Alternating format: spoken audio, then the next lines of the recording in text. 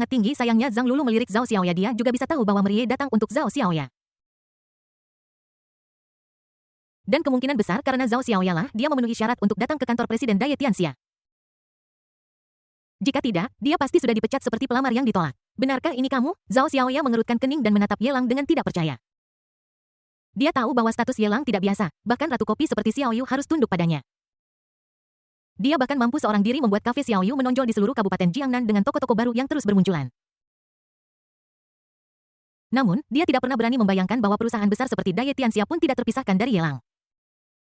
Bahkan seorang ratu bisnis seperti Bai Ruyu hanyalah seorang karyawan di bawah Ye Lang. Apa latar belakang orang ini dan dari mana asalnya? Zhao Xiaoya sama sekali tidak terkejut, malah merasa lebih ketakutan. Upaya berulang Ye Lang untuk menunjukkan niat baik membuatnya semakin sadar akan krisis yang akan datang. Aku tahu bahwa di dalam hatimu, kamu mungkin memiliki beberapa kesalahpahaman tentangku, atau bahkan takut padaku. Tetapi jangan khawatir, seluruh dunia Dai berada di bawah pengelolaan Bai Ruyu. Bekerja saja di sini seperti biasa. Kamu akan puas dengan gajinya dan kamu tidak perlu khawatir diganggu olehku. Aku tidak akan pernah melakukan apapun di luar kendalimu tanpa izinmu. Selama kamu memberiku sedikit muka dan setuju dengan permintaanku untuk mentraktirmu makan sesekali, itu sudah cukup baik. Ye Lang memiliki ekspresi lembut di wajahnya tanpa perilaku yang sombong. Tidak peduli apa, Zhao Xiaoya adalah ibu tiri dari putra keberuntungan. Jika dia benar-benar merebutnya, itu tidak hanya akan gagal mengenai putra keberuntungan, tetapi malah akan membangkitkan kebenciannya. Bagaimana jika Ye Qianyu menyelinap pergi ke dimensi lain tanpa membuat suara apapun, menyembunyikan identitasnya selama beberapa dekade? Apa yang akan terjadi ketika dia kembali? Tetapi jika Zhao Xiaoya bersedia, segalanya akan sangat berbeda. Ide Ye Qianyu saat ini adalah menjadi lebih kuat secara diam-diam, dan kemudian mengungkapkan perasaannya secara terbuka. Menginginkan Zhao Xiaoya menjalani kehidupan yang superior jika dia telah menyaksikan dengan mata kepalanya sendiri Zhao Xiaoya menerjunkan dirinya ke dalam pelukannya betapa pukulan dan siksaan itu. Membunuh orang dan menghancurkan hati mereka seperti ini semakin keras serangannya semakin banyak Ye Qianyu bisa diperas. Orang yang berbeda memiliki strategi penanggulangan yang berbeda dan Anda harus selalu membuat penyesuaian yang tepat berdasarkan situasi aktual. Jika kamu hanya tahu cara memiliki, apa bedanya kamu dengan orang gila, Mer? Ye, jangan khawatir, ini hanya makan malam. Xiaoya pasti akan setuju. Zhang Lulu dengan gugup menarik lengan Zhao Xiaoya dan terus memberi petunjuk. Ini hanya makan malam, apa yang perlu diragukan? Jika itu dia, apalagi hanya makan malam. Bahkan jika dia harus pergi berperang dengan senjata sungguhan di sini, dia tidak akan ragu sama sekali. Dia bahkan merasa bahwa dialah yang mendapat keuntungan terbesar. Mer, Ye Deng Yu atas kebaikanmu, tetapi perusahaanmu penuh dengan orang-orang berbakat, dan aku tidak berpikir perusahaan ini akan kekurangan orang biasa seperti aku. Maafkan aku. Zhao Xiaoya menggelengkan kepalanya perlahan, dan tanpa memberi Ye Lang kesempatan untuk berbicara, dia berbalik dan berjalan langsung keluar dari kantor presiden. Bab 1171 datang lagi, Zhao Xiaoya marah. Xiaoya, kamu mau kemana? Jangan pergi. Zhang Lulu memanggilnya dengan tergesa-gesa tetapi Zhao Xiaoya bertingkah seolah-olah tidak mendengarnya dan tetap akan pergi. Tuan Ye, jangan marah. Saya pasti akan membujuk Xiaoya untuk kembali untuk Anda. Zhang Lulu menghibur Ye Lang dengan beberapa kata. Dan kemudian dengan cepat mengejar Zhao Xiaoya. Apapun yang dia katakan, dia tidak bisa membiarkan Zhao Xiaoya menolak Tuan Ye. Jika tidak, dia pasti tidak akan memenuhi syarat untuk tinggal di Dai Tianxia tanpa Zhao Xiaoya. Zhang Lulu bukanlah apa-apa. Kualifikasi apa yang dia miliki untuk menonjol dari begitu banyak pelamar? Dia masih berpikir untuk membeli BBA dan kembali ke kampung halamannya dengan gemilang. Jika Zhao Xiaoya pergi sekarang, mimpinya yang sudah setengah terwujud akan hancur lagi. Tuan Yedo, Anda ingin meminta penjaga keamanan untuk menghentikan Nona Zhao? Sekretaris Presiden bertanya dengan lembut di depan Ye Langshe selalu gugup dan tidak bisa tenang tidak perlu biarkan dia pergi. Ye Lang memiliki senyum di matanya dan menggelengkan kepalanya untuk menolak karena Zhao Xiaoya ingin pergi, biarkan saja dia pergi. Itu adalah sesuatu yang sudah diperkirakan. Terlebih lagi, dengan Zhang Lulu berbicara baik tentang dia, mengapa dia harus menyinggung Zhao Xiaoya tanpa alasan saat ini? Tapi, Sekretaris Presiden sedikit panik. Dialah yang membawa orang itu masuk, tetapi sekarang dia pergi tanpa peduli. Dia merasa bahwa kurangnya kemampuannya lah yang menyebabkan situasi ini. Jika ini meninggalkan kesan buruk pada Tuan Yeshe, dia mungkin tidak dapat mempertahankan pekerjaannya bahkan jika Tuan Bai memohon untuknya. Tidak ada begitu banyak tapi, Ye Lang dengan malas duduk di kursi berlengan presiden, mengambil kopi giok putih, menyesapnya. Menatap sekretaris dan melambaikan tangannya dengan tenang. Anda boleh keluar, masalah ini tidak ada hubungannya dengan Anda lagi. Itu bagian dari rencana. Zhang Lulu, yang meninggalkan Dai Tianxia, telah mengikuti Zhao Xiaoya dengan cermat, terus-menerus membujuknya. Xiaoya, mengapa kamu ingin menolak Tuan? Ye, dia adalah calon menantu yang sempurna, dan jika kamu bisa bersamanya, hidupmu akan berubah secara dramatis. Keluargamu tidak perlu lagi tinggal di desa kumuh di kota itu. Menilai dari sikap Tuan Ye, selama kamu meminta. Kamu bisa tinggal di villa besar dan mengendarai mobil mewah suatu hari nanti. Jika Tuan Ye terlihat baik dan kamu menolak, aku bisa mengerti bahwa kamu terobsesi dengan penampilan. Tetapi kuncinya adalah penampilan Tuan Ye sangat bagus. Tidak hanya tampan, dia juga sangat maskulin. Kamu tidak akan bisa menemukan pria seperti dia bahkan dengan lentera. Kenapa kamu menolaknya? Oh, aku mengerti. Mungkinkah kamu ingin mundur untuk maju, sehingga Tuan Ye akan semakin ketagihan padamu? Zhang Lulu mengoceh sepanjang jalan. Membujuknya sepanjang jalan, dan mulai memahami pikiran Zhao Xiaoya. Sebuah inspirasi tiba-tiba membuatnya mengerti mengapa Zhao Xiaoya meninggalkan Xiaoya. Kamu benar-benar pantas menjadi diriku, kamu pantas menjadi wanita yang hampir menikah dengan keluarga kaya saat itu. Jika aku tidak memikirkannya dengan saksama, aku benar-benar tidak akan bisa memahami pikiran kecilmu. Iya, kamu harus membuat Tuan Ye terus menunggu. Hanya dengan cara ini dia bisa menjadi semakin ketagihan. Pria tidak menghargai apa yang mereka dapatkan. Semakin sedikit yang mereka dapatkan, semakin mereka menyukaimu. Zhang Lulu memeluk lengan Zhao Xiaoya dengan ekspresi menyanjung. Jika Me Ye adalah suami kaya Zhao Xiaoya, maka Zhao Xiaoya adalah banyak Zhang Lulu. Selama kamu memiliki hubungan baik dengan Zhao Xiaoya, kamu tidak perlu takut tidak bisa masuk Daya Tianxia. Siapa tahu, dia mungkin bisa menggunakan pintu belakang dan naik ke puncak dengan mengandalkan hubungannya dengan Zhao Xiaoya. Tidak hanya bisa mengendarai mobil mewah. Tapi kamu juga bisa tinggal di villa besar. Pergi ke rumah Zhao Xiaoya lebih sering di masa depan dan kenakan pakaian yang lebih keren. Tidak ada kucing di dunia ini yang tidak mencuri ikan. Siapa tahu Merie mungkin seperti kaisar kuno dan berhubungan seks dengannya kapanpun dia mau suatu hari nanti. Dia juga bisa terbang ke atas pohon dan menjadi burung phoenix Zhang Lulu. Zhao Xiaoya melepaskan lengan Zhang Lulu, mengerutkan kening, dan berkata dengan marah, "Omong kosong, apa yang kamu bicarakan? Apa maksudmu dengan mundur untuk maju? Aku sama sekali tidak tertarik pada Ye Lang. Ya, dia memang tampan dan kaya, tapi aku, Zhao Xiaoya, bukanlah tipe orang yang kamu kira. Salahkan aku." Zhang Lulu cemberut dan mengangkat tangannya untuk menamparkan mulutnya. "Seharusnya aku tidak mengatakan itu. Jangan khawatir, aku tidak akan pernah mengatakan hal-hal ini di depan Tuan. Aku berjanji untuk bekerja sama denganmu untuk menyelesaikan rencana dan menikah dengan keluarga kaya. Apa yang kau bicarakan lagi?" Zhao Xiaoya tampak tidak senang. Bagaimana bisa dia berpikir sejauh itu? Aku membenci Ye Lang hanya karena menurutku metodenya tercela. Sejujurnya, ketika mereka pertama kali bertemu, dia merasa bahwa dia dan Ye Lang tidak cocok dan tidak setingkat, dan dia tidak pernah berpikir untuk menjalin hubungan sama sekali. Namun kemudian ketika dia mengetahui bahwa Ye Lang agar memenangkan hatinya, tidak ragu untuk menyewa orang untuk datang ke rumahnya untuk membuat masalah dan menindas ibunya yang sudah tua. Hanya berdasarkan poin ini, Ye Lang sudah mencoret namanya dalam hatinya. Tidak peduli seberapa kaya atau tampannya Ye Lang, itu tidak ada hubungannya dengan dia. Dia sama sekali tidak punya batasan. Dia merasa takut saat bersama pria seperti itu. Tiba-tiba, beberapa mobil Fan Jinbei melaju ke arah Zhao Xiaoya dan Zhang Lulu, menjebak mereka di tengah. Segera setelah itu, satu demi satu, preman jalanan memegang tongkat keluar dengan unjuk kekuatan dengan ketamakan di wajah mereka. Orang itu lagi. Zhao Xiaoya tanpa sadar berpikir bahwa Ye Lang yang membuat masalah lagi. Dia tidak setuju untuk bergabung dengan Daya Tianxia Living Ye Lang tanpa kesempatan untuk mengambil keuntungan dan dia mulai menggunakan cara tercela ini lagi. "Apa kau pikir Zhao Xiaoya adalah wanita pengecut ketika aku melihatmu pagi ini? Kau adalah satu-satunya gadis, tapi sekarang ada satu lagi. Baguslah, dua dari mereka bisa mengalihkan perhatian teman-teman kita dan menghindari masalah apapun." Seorang anak jalanan dengan luka di wajahnya menatap Zhao Xiaoya dengan tatapan ganas. "Gadis kecil, aku sudah bersamamu sejak lama. Apa kau tidak punya pelindung bunga? Jika kau punya nyali, panggil bajingan itu keluar padaku. Sialan, apa kau pikir aku tidak punya siapa-siapa dan tidak bisa mengalahkannya?" Wajah Zhao Xiaoya penuh dengan kejijikan, dan dia mendengus dengan jijik. "Cukup, aku tidak ingin memainkan permainan rumah-rumahan ini denganmu lagi. Kembali dan katakan padanya untuk berhenti menggangguku, tidak ada kemungkinan di antara kita." "Apa-apaan ini?" Sekelompok anak jalanan saling pandang dengan bingung. Salah satu dari mereka menatap Zhao Xiaoya dan bertanya dengan takjub, "Kamu ketahuan?" Zhao Xiaoya berkata dengan wajah datar, "Aku sudah menemukannya sejak lama." "Apakah Zhao Dezu memintamu untuk datang ke sini?" Zhang Lulu melihat orang-orang yang berjalan di seberang jalan dengan tatapan meremehkan di matanya. "Aku pernah melihat kalian sebelumnya. Aku merokok dengan Zhao Dezu di bawah kantor sebelumnya." Zhao Xiaoya dengan cepat menoleh dan menatap Zhang Lulu dengan tatapan tidak percaya. "Apa Zhao Dezu? Apa hubungannya masalah ini dengan Zhao Dezu? Bukankah orang-orang ini disewa oleh Ye Lang?" Bab 1172. Bagaimana mungkin kamu tidak tahu bagaimana caranya berakting jika kamu bergaul dengan tuan muda sepanjang waktu? Aku tercengang, otak Zhao Xiaoya membeku sesaat. Zhao Dezu adalah manajer SDM di perusahaan dia sebelumnya. Dia telah mengejar dan mengganggunya, tetapi dia tidak pernah memberinya kesempatan. Sekarang dia sudah mengundurkan diri. Kenapa Zhao Dezu muncul lagi? Xiaoya Yu tidak perlu takut, ini adalah trik lama. Aku tidak memberitahumu sebelumnya, itu karena Zhao Dezu memiliki kekuatan di perusahaan, dan aku tidak berani menyinggungnya.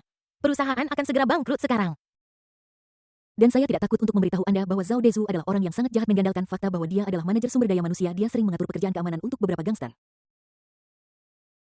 Dia telah berteman dengan banyak gangster termasuk orang-orang ini yang kadang-kadang mengadakan pertemuan pribadi dengan Zhao Dezu. Banyak gadis muda di perusahaan telah ditipu oleh Zhao Dezu.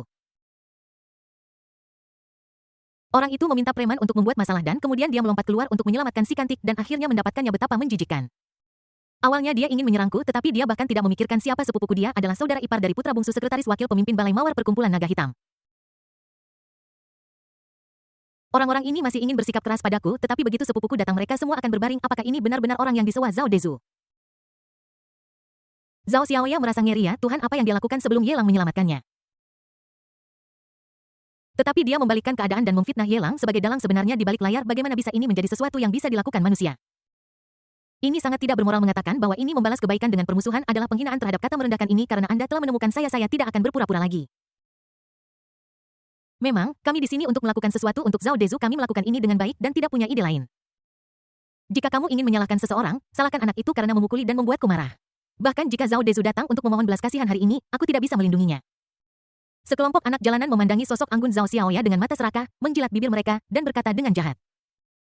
Saudara-saudara, saya pernah melihat 500 yuan dan 1000 yuan sebelumnya, tetapi ini pertama kalinya saya melihat orang seperti kalian berdua. Harga awalnya adalah 5 angka. Jika aku bisa mencicipi daging, aku bisa menerima pukulan. Masih ingin memanfaatkanku? Apakah kau punya keberanian untuk melakukan ini? Sepupu ibuku adalah saudara ipar dari putra bungsu dari kakak laki-laki tertua sekretaris wakil pemimpin Rose Hall dari perkumpulan naga hitam. Apakah kau percaya jika aku memanggil sepupuku, kalian semua akan mendapat masalah? Zhang Lulu menegangkan lehernya dan sekali lagi mengangkat contoh sepupunya yang memanfaatkan kekuatan orang lain. Metode ini telah dicoba dan diuji dan selalu berhasil. Panggil mereka ke sini dan biarkan aku melihat mereka. Gangster itu mendesak Zhang Lulu, kami membiarkanmu pergi sebelumnya karena Black Dragon Society benar-benar kuat dan kami tidak mampu menyinggung mereka, tapi sekarang The Black Dragon Society sudah pergi jauh kembali ke kota Tianhai. Pernahkah Anda melihat Black Dragon Society di kota Tianyu? The Black Dragon Society sudah berjuang untuk mengurus dirinya sendiri. Bagaimana mereka bisa peduli pada orang-orang seperti Anda? Saudara-saudara, ayo bersama-sama. Bawa kedua wanita ini pergi dulu dan berbaris nanti, satu persatu. Panggil saja aku kakak. Sebagai kakak tertua, kamu harus memberi adik-adikmu seteguk sup. Sekelompok preman siap berkelahi dan mengepung Zhang Lulu dan Zhao Xiaoya. Zhao Xiaoya ketakutan, mata indahnya dipenuhi penyesalan dan ketakutan. Dalam situasi ini, dia tidak tahu apakah dia harus merasa bersalah atau takut. Jangan main-main, bahkan jika sepupuku tidak ada di sini, kalian tidak bisa menyentuh Xiaoya. Xiaoya adalah wanita dari bos Daya Tianxia di balik layar. Jika kalian berani menyentuhnya, kalian semua akan mendapat masalah. Zhang Lulu memeluk lengan Zhao Xiaoya dan berteriak pada sekelompok preman itu, harapan saya dengan reputasi Tuan Ye, saya bisa mengusir orang-orang ini, Tuan. Bai dari Daya Tianxia adalah seorang lesbian. Mengapa saya belum pernah mendengarnya sebelumnya, Tuan Ye? Jangan bicara tentang apakah ada Tuan Ye seperti itu di Daya Tianxia, bahkan jika ada, mengapa kami harus mempercayai kalian berdua wanita yang mengayunkan kaki mereka saat berjalan? Kamu bilang dia wanita Tuan Ye, kan? Aku juga bilang ibuku berselingkuh dengan Tuan Ye dan memintaku memanggil Tuan Ye, mereka putus kemarin. Preman itu memiliki wajah memar dan ekspresi sinis di wajahnya. Aku sama sekali tidak menganggap serius ancaman Zhang Lulu. Sesumbar. Mereka yang berada di dunia bawah mungkin tidak tahu apa-apa lagi, tetapi mereka semua lebih baik dalam membual daripada yang lain. Jika kamu tidak bisa menakut-nakuti orang lain, apa gunanya hidup? Sekelompok preman mendekati Zhang Lulu dan Zhao Xiaoya yang meringkuk bersama menggigil. Xiaoya, telepon dan minta Tuan Ye datang kemari. Zhang Lulu mengguncang lengan Zhao Xiaoya dengan cemas. Zhao Xiaoya panik. Aku tidak punya informasi kontaknya, dan aku tidak punya muka untuk bertemu dengannya lagi. Kenapa kamu mencari Tuan Ye? Kenapa kamu tidak menelepon polisi saja dan menyuruh kami ditangkap dulu? Preman berwajah lebam itu masih mengejek. Sepertinya cakar anlusan, sekelompok preman akan menyentuh Zhao Xiaoya dan Zhang Lulu. Terdengar ratapan dari belakang satu demi satu. Para preman itu terlempar seperti karung pasir, menabrak badan Fan Jinbei, menciptakan lubang besar. Dalam waktu singkat, hanya pemimpinnya yang tersisa dari sekitar 20 preman itu, dan sisanya meratap di tanah. Kamu lagi! Gangster berwajah lebam itu berteriak ketakutan ketika melihat Junsi menyeringai dan berkata sambil terkekeh, ini ayahmu. Plop! Dengan bijak, gangster itu berlutut di tanah, memandang Junsi, dan berkata dengan ketakutan, ayah, kau adalah ayahku yang sebenarnya. Bisakah kau tidak menamparku di wajah? Aku ada janji beberapa hari lagi. Oke, tapi bukan untuk berkencan. Ayah tidak setuju. Junsi meninju wajah gangster itu dan segera muncul mata panda. Gangster itu juga jatuh ke tanah. Setelah berurusan dengan geng itu, Junsi dengan cepat mendatangi Zhao Xiaoya dan gadis lainnya dan bertanya dengan panik, Nona Zhao, apakah Anda baik-baik saja? Saya benar-benar minta maaf. Tuan muda tahu bahwa orang-orang itu di pagi hari tidak akan menyerah, jadi dia meminta saya untuk melindungi Anda secara diam-diam dan memastikan Anda aman. Tapi barusan ada 2 pencuri berkelahi di rumahmu. Ketika aku mendapat kabar itu, aku pikir seseorang mengambil kesempatan untuk menyerang kedua tetuamu. Jadi aku bergegas ke sana tanpa berhenti, hanya untuk mengetahui bahwa itu adalah kesalahpahaman. Aku datang terlambat dan hampir menyebabkanmu terluka. Aku benar-benar minta maaf. Ini semua salahku karena tidak menangani masalah ini dengan bijaksana. Tolong jangan sebutkan ini di depan Tuan muda. Kalau tidak, mengingat fakta bahwa Tuan muda sudah memperhatikanmu selama bertahun-tahun. Jika dia tahu bahwa aku hampir membuatmu celaka, dia mungkin akan langsung memecatku. Junsi ketakutan, matanya penuh ketakutan. Tidak ada jejak keagungannya sebelumnya, dan dia seperti anak kecil yang telah melakukan kesalahan, selalu menundukkan kepalanya di depan Zhao Xiaoya. Wow! Merie sangat perhatian, bukan hanya seseorang diam-diam melindungimu, Xiaoya, tetapi bahkan orang tuamu pun diperhatikan. Jika seseorang memperlakukanku seperti ini, aku akan bangun sambil tertawa dalam mimpiku. Wajah Zhang Lulu penuh dengan iri hati. Ini adalah iri hati dari lubuk hatiku yang paling dalam, tanpa ada ketenaran atau kekayaan yang tercampur di dalamnya. Tapi Zhao Xiaoya mendengar sesuatu, diam-diam mengikuti selama bertahun-tahun. Dengan kata lain, pertemuan pertamanya dengan Yelang tadi malam bukanlah pertemuan pertamanya dengan Yelang. Atau mungkinkah Yelang diam-diam memperhatikannya sejak lama? Bisakah kamu membawaku menemui Tuan Ye? Ada beberapa kesalahpahaman, dan aku perlu menjelaskan kepada... Ye, ada beberapa kesalahpahaman, dan aku perlu menjelaskan kepadanya. Ini semua salahku, aku salah paham pada Tuan Ye. Zhao Xiaoya merasa sangat bersalah hingga tak bisa diungkapkan dengan kata-kata. Aku hanya berharap bisa bertemu Yelang lagi dan menyampaikan semua permintaan maafku padanya. Bab 1173 Junsi Tuan Muda terkena pukulan panggil. Zhao Xiaoya menarik napas dalam-dalam dan menatap Junsi dengan penuh harap, merasa semakin bersalah. Ketika aku memikirkan kesalahpahaman sebelumnya dan agresivitas diriku sendiri, Zhao Xiaoya ingin menamparkan dirinya sendiri 2 kali. Merie cukup baik untuk menyelamatkannya dari para pelaku kejahatan, tetapi dia tidak tahu apa yang baik untuknya dan malah berbalik melawannya. Bagaimana bisa ada orang yang tidak tahu malu seperti dia di dunia ini? Dia begitu merasa benar sendiri sehingga dia pikir dia melakukan hal yang benar. Bahkan ketika Ye Qianyu berbicara dingin kepadanya. Dia tidak pernah lelah mencoba membujuknya untuk kembali ke jalan yang benar. Dia merasa bahwa dia memiliki kebutuhan dan kewajiban untuk membalas budi ayah Ye Qianyu karena telah menyelamatkan hidupnya. Selalu berpikir untuk tidak berutang apapun kepada orang lain. Garis moral yang telah dia junjung selama bertahun-tahun sekarang benar-benar hancur oleh dirinya sendiri. Jika dia tidak bisa mengungkapkan rasa bersalah ini, dia mungkin akan terbangun dari mimpinya mulai sekarang. Bisakah kamu membantuku? Biarkan aku bertemu Tuan Ye lagi. Zhao Xiaoya menatap Junsi dengan mata memohon. Dia menggigit bibirnya dan mengangkat tangannya untuk menamparkan dirinya sendiri. Terdengar suara yang jelas. Aku terkutuk. Zhao Xiaoya menyalahkan dirinya sendiri dengan pedih, dan pipinya menjadi merah dan bengkak. Nona Zhao. Tolong jangan seperti ini. Jika Tuan Muda tahu bahwa Anda memukul diri sendiri, dia pasti akan menyalahkan saya. Junsi dengan cepat berbicara untuk membujuknya. Sulit baginya untuk menghentikannya, jadi dia hanya bisa menggunakan dirinya sendiri untuk memeras Zhao Xiaoya secara moral. Junsi tampak malu, menggaruk bagian belakang kepalanya dengan bingung. Dan berkata dengan ekspresi sedih, Tuan Muda tidak lagi berada di Daya Tianxia. Setelah Anda, Nona Zhao, meninggalkan perusahaan, Tuan Muda pergi ke ibu kota dengan putus asa. Dia ingin mematikan dirinya dengan kerja keras, dan dia mungkin sudah dalam penerbangan ke ibu kota. Zhao Xiaoya tampak cemas. Apa yang harus saya lakukan? Apakah dia akan kembali ke kota Tianyu? Jika tidak, aku bisa pergi ke ibu kota untuk mencarinya. Kamu bisa memberitahuku lokasi Merie dan aku akan pergi mencarinya sendiri. Dia tidak pernah menyangka bahwa hanya karena penolakannya Yelang akan meninggalkan kota Tianyu dengan putus asa. Berapa banyak informasi orang dalam yang tidak dia ketahui? Yelang, sudah berapa lama dia diam-diam mengawasinya? Mengapa dia tidak memperhatikan apapun? Semakin putus asa Yelang, semakin bersalah Zhao Xiaoya. Aku tidak bisa menunggu sedetik pun. Aku ingin segera terbang ke ibu kota untuk bertemu Yelang dan menjelaskan semuanya kepadanya. Junsi menggaruk bagian belakang kepalanya dengan kuat, menyeringai, dan menarik napas beberapa kali udara dingin. Yah, aku tidak yakin tentang ini, keberadaan Tuan Muda tidak menentu. Poin kuncinya adalah kita pasti menderita pukulan besar hari ini. Belum lagi kamu, Nona Zhao, bahkan aku, pengawal pribadimu. Tidak bisa mengetahui lokasi Tuan Muda, biar saya lakukan ini. Saya akan berusaha sebaik mungkin untuk membantu Anda Nona Zhao. Untuk menghubunginya, jika saya bisa menghubunginya itu akan bagus. Jika saya tidak bisa, saya akan menjelaskannya kepada Tuan Muda nanti. Nona Zhao, tolong jangan paksa saya. Saya juga seorang pekerja dan hanya bisa melakukan ini saja. Baiklah, terima kasih. Zhao Xiaoya membungkuk sebagai tanda terima kasih, merasa sangat berterima kasih. Melihat mobil Maybach yang perlahan menjauh, Zhao Xiaoya masih tidak bisa menghilangkan rasa bersalahnya. Dia terhuyung ke sebuah tempat tidur bunga. Dia menopang dirinya di tangga dengan tangannya, dan duduk di tepi. Dia mengepalkan tinjunya dan meletakkannya di atas kakinya. Dia mengerutkan bibirnya yang cerah dan menggoda. Matanya sedikit merah, dan air mata berputar-putar di dalamnya, berkilauan dengan cahaya kristal. Xiaoya, aku tidak mengatakan hal buruk tentangmu. Bahkan jika kamu salah paham, tidak perlu bersikap begitu tegas terhadap Tuan Ye. Lagi pula, apa identitas dan status Tuan Ye? Bagaimana mungkin dia menggunakan cara tercela seperti itu untuk mengejarmu? Sejujurnya, meskipun Xiaoya, kamu tampan dan memiliki sosok yang bagus, kamu jauh lebih baik daripada orang biasa. Tetapi dibandingkan dengan Tuan Bai dari Daya Tianxia, dia paling banter sama bagusnya.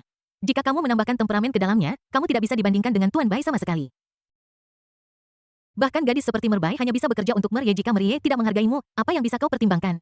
Zhang Lulu melihat melalui dendam batin Zhao Xiaoya.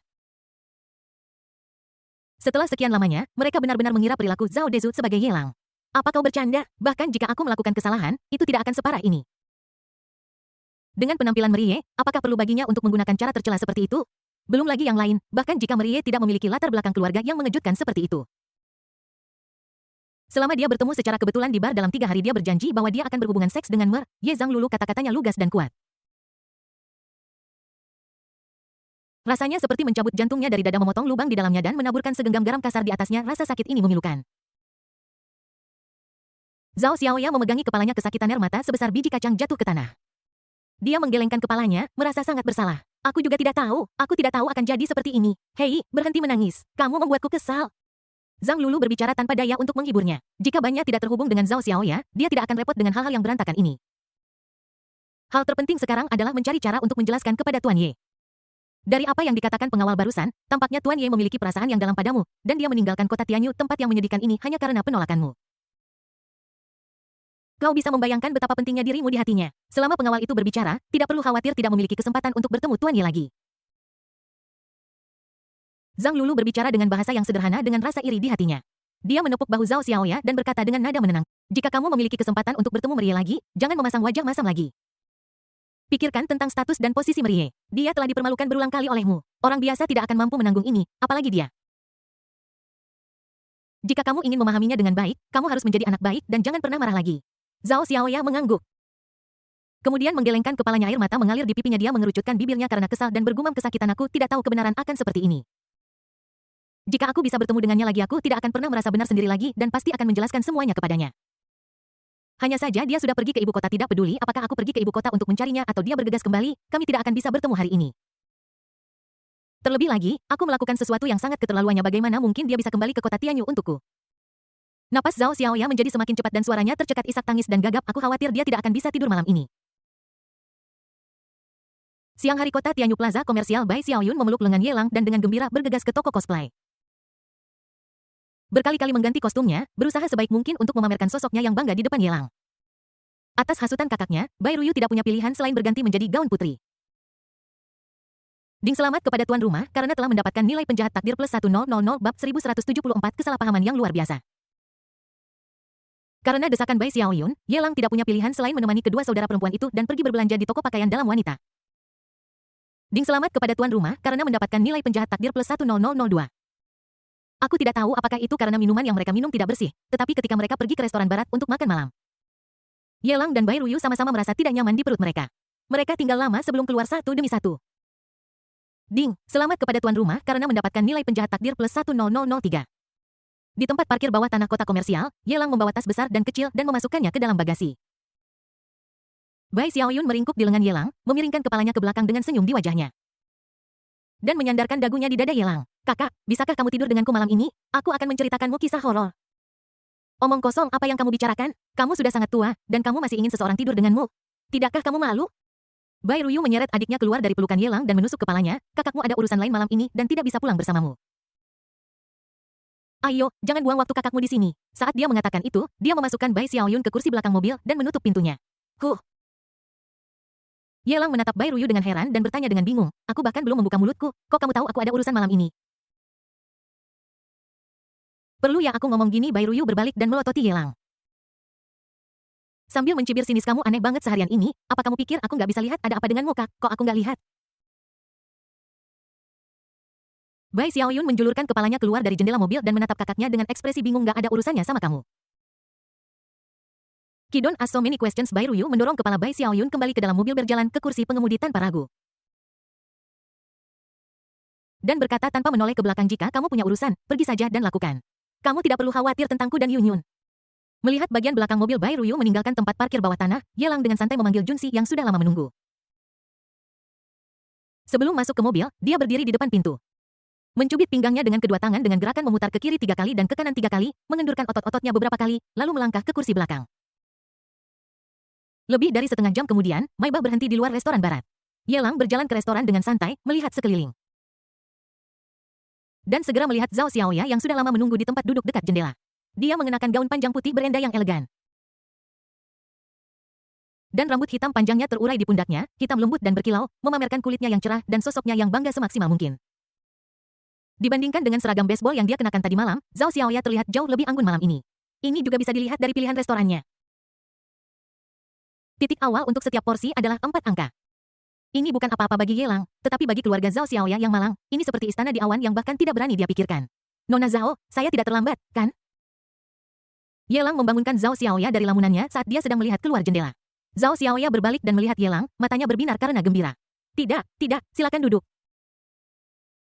Zhao Xiaoya berdiri dengan panik yang menarik roknya dan menyebabkan dia sedikit tersandung, menyebabkan dua rona merah muncul di pipinya karena malu.